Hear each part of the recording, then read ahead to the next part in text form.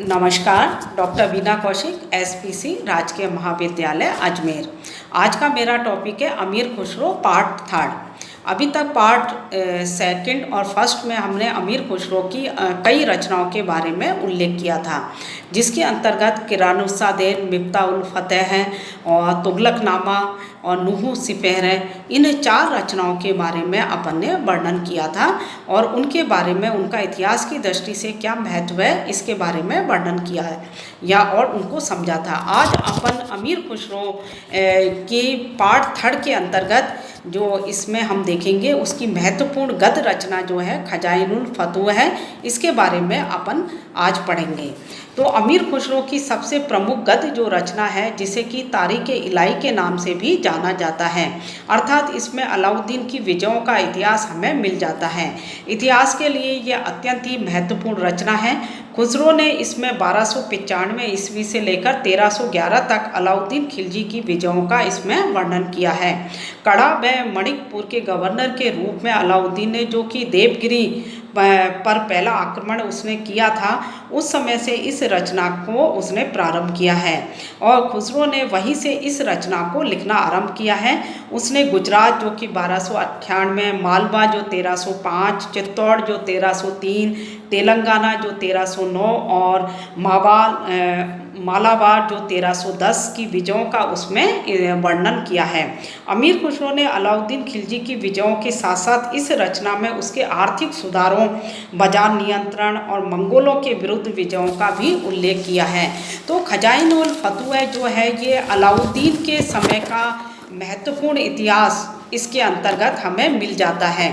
तो इस रचनाओं से कि अलाउद्दीन ने किस तरह से उत्तर और दक्षिण भारत के महत्वपूर्ण राज्यों पर अधिकार किया और उन राजपूतों के गढ़ों पर किस तरह से उसने आक्रमण किया, किस तरह से उसकी व्यूह रचना थी, इन सब का के बारे में अमीर खुसरो ने विस्तृत रूप से जानकारी दी है।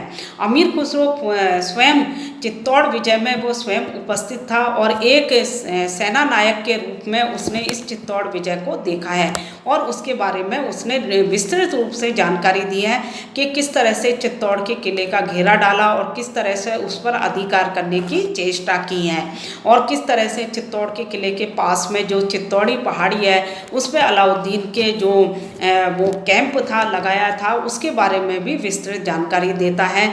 और चित्तौड़ किले के जो चारों उसकी जो मजबूती है, किले की मजबूती है, चारों तरफ उसकी बहने वाली जो नदी है, उन सब स्थितियों के बारे में विस्तृत रूप से जानकारी देता है। इसी तरह से रणथंभौर विजय, फिर उसके बाद सिवाना विजय, जालौर विजय और फिर उसके बाद हम देखें उस मालवा की विजय, उन सब के राजपूत राजाओं की विजयों के बारे में इस खजाइन, तो खजाइन विजय जो कि विजयों का इतिहास है, अलाउद्दीन की विजयों का इतिहास है, खजाना है।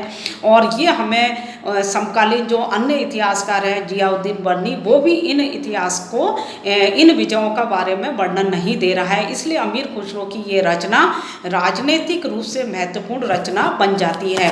और ये रचना जो वो प्रारंभ करता है वो अलाउद्दीन के प्रांतीय गवर्नर जो कि जलालुद्दीन खिलजी के समय में वो कड़ा और मणिकपुर का जो प्रांतीय गवर्नर था वहाँ से वो प्रारंभ करता है। तो अर्थात अलाउद्दीन के शासक बनने से पहले उसके द्वारा जो विजय की गई हैं जलालुद्दीन खिलजी के शासनकाल में, उन सब के बारे में वो वर्णन दे जाता है। ये एक महत्वपूर्ण रचना है कि अलाउद्दीन का राजनीतिक उत्कर्ष और उन विजयों का जो है कि इन विजयों से जो कि वो शासक बनने से पहले जो उसने जो विजय की है, देवगिरी की जो विजय की है और उससे उसको जो अपार धन संपत्ति मिली है और उसी धन संपत्ति के बल पर उसने दिल्ली पर अधिकार किया और जलालुद्दीन खिलजी की हत्या की, इन सब का बारे में वो वर्णन दे जाता है, जो कि इस कारण से ये रचना महत्वपूर्ण बन जाती है। इसी प्रकार से वो अलाउद्दीन खिलजी के बाजार नियंत्रण व्यवस्था कि किस तरह से बाजार में जो वस्तुएं बिकने के लिए आ रही हैं और उनके किस तरह से वो मूल्य निर्धारित कर रहे हैं और अलाउद्दीन के इस बाजार नियंत्रण की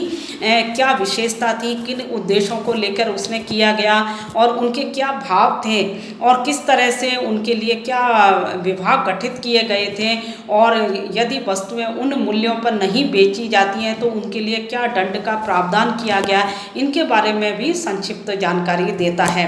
या इसके बारे में हम देखें बाजार नियंत्रण व्यवस्था के बारे में हालांकि जियाउद्दीन बर्नी अधिक विस्तृत रूप से जानकारी दे जाता है। तो दोनों इतिहासकार जो कि समकालीन विवरण दे रहे हैं अलाउद्दीन के समय में, उन दोनों का आलोचनात्मक अध्ययन हमें मिल जाता है। ये और इसके अलावा हम देखें तो अलाउद्दीन खिलजी द्वारा बनाई गई विभिन्न इमारतों जैसे जामा मस्जिद जो दिल्ली में बनाई गई थी, अलाई मीनार व शमसी तालाब आदि का भी विस्तृत रूप से वो वर्णन करता है कि अलाउद्दीन एक केवल वीर और शक्तिशाली और महत्वाकांक्षी शासक ही नहीं था, उसका स्थापत्य कला में भी उसकी रुचि थी। वो उसके इन द्वारा जो बनाए गए विभिन्न निर्माण कार्य हैं उनसे पता लग जाता है। और इसके अलावा उसने सुल्तान के प्रमुख सेनापति मलिक काफूर द्वारा की गई 1305 से 1311 के बीच जो दक्षिण भारत की जो विजय हैं उनका भी वो संक्षिप्त विवरण दे रहा है। तो मलिक काफूर ने जो प्रमुख सेनापति था अलाउद्दीन खिलजी का, उसने स्वयं इन दक्षिण भारत के 4 प्रमुख राज्यों पर विजय की, उनके बारे में भी वर्णन देता है। तो किस तरह से अलाउद्दीन खिलजी का साम्राज्य उत्तर और दक्षिण भारत में रामेश्वर तक फैला, इन सब के बारे में ये खजाइनुल फतवे जानकारी देता है।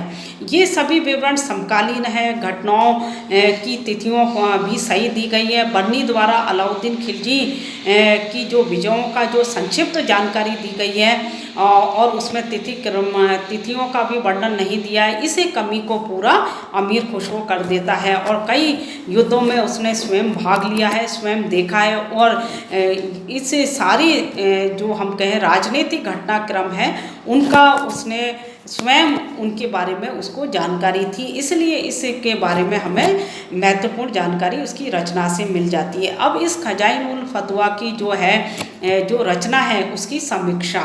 अमीर खुसरो अपने समय का प्रसिद्ध विद्वान, कवि, इतिहासकार है। उसकी लोकप्रियता सुल्तान व आम जन तक भी थी। उसने कट्टर धार्मिक वातावरण में भी दिल खोलकर हिंदुस्तान की प्रशंसा की है। हिंदुस्तान की जलवायु, ऋतुओं, फलों, यहाँ की भाषा, विद्वानों, विज्ञान आदि की उन्नति की भी उसने प्रशंसा की है। उसने अपनी रचना में सुल्तानों के आदेश व अपनी इच्छा से भी उसने रचना लिखी है। कई तो उसने सुल्तानों के आदेश से लिखी है और कई अपनी इच्छा से भी लिखी है। अमीर खुसरो की रचनाओं की समीक्षा करते हुए डॉक्टर के.एस. लाल ने, जिसने खिलजी वंश का इतिहास लिखा है, उसमें लिखा है कि उसकी रचनाएं ऐतिहासिक रूप से बहुत प्रामाणिक हैं। उनमें तिथियों की अधिकता है जो साधारणतः विश्वसनीय है। वह सरकारी अधिकारी और दरबारी था, इसलिए उसकी पहुंच सरकारी अभिलेखों और सूचना देने वाले व्यक्तियों तक थी। उसकी रचनाएं उस समय के राजनीतिक, सामाजिक और इतिहास के लिए अच्छा स्रोत थी। तो इस प्रकार से आधुनिक काल के इतिहासकारों ने, जिसने कि खिलजी वंश का इतिहास भी लिखा है, उन्होंने भी अमीर खुसरो की इन विभिन्न रचनाओं की हम कहें उन रचनाओं की जो महत्व है उसके बारे में उल्लेख किया है। अमीर खुसरो द्वारा दी गई अनेक ऐतिहासिक जानकारी को समकालीन इतिहासकार बर्नी ने भी प्रयोग किया है और जिससे कि उसकी रचनाओं का महत्व बढ़ जाता है। बर्नी ने लिखा है कि इन सब के बारे में अमीर खुसरो क्योंकि विस्तृत जानकारी दे रहा है, इसलिए वो दूसरी घटनाओं के बारे में उल्लेख करता है। अर्थात बर्नी भी उन घटनाओं को पुनरावृत्ति नहीं करता है। इस प्रकार अमीर खुसरो की रचना से हमें दास वंश हम देखें तो वो बलबन और उसके उत्तराधिकारी के समय से अपनी रचना लिखना प्रारंभ करता है और फिर खिलजी वंश और तुगलक वंश के बारे में वर्णन दे जाता है। तो इस प्रकार से 3 राजवंशों के बारे में उसकी विभिन्न रचनाओं से जानकारी मिल जाती है, जो कि दिल्ली सल्तनत के महत्वपूर्ण राजवंश थे इस काल के, और कई महत्वपूर्ण या शक्तिशाली शासक हुए। उनके सबके समय में वो हम देखें दरबार में नियुक्त रहे। सभी शासकों ने उसे अपने राज्य आश्रय प्रदान किया। दरबारी इतिहासकार के रूप में उसकी नियुक्ति की। वो निजामुद्दीन औलिया का प्रमुख शिष्य था। तो उस समय के जो धार्मिक वातावरण है वो भी उनकी रचनाओं में उसका वर्णन हमें मिल जाता है। तो अमीर खुसरो की रचना जो राजनीतिक रूप से, भौगोलिक रूप से, सामाजिक रूप से भारत और हिंदुस्तान के बारे में, और इसके अलावा हम देखें तो विभिन्न संगीतों के वाद्य यंत्रों का जो उसने उल्लेख किया है और कई संगीत वाद्य यंत्रों को मिलाकर उसने नए प्रयोग भी किए हैं और इसके अलावा भाषा के बारे में भी उसने वर्णन दिया है। तो अमीर खुसरो की रचनाओं में विविधता मिल जाती है, विभिन्न घटनाक्रमों के बारे में और हिंदुस्तान के बारे में विभिन्न प्रकार की जानकारी जो हमें चाहिए वो मिल जाती है। इस कारण से उसकी रचना का महत्व बढ़ जाता है। धन्यवाद।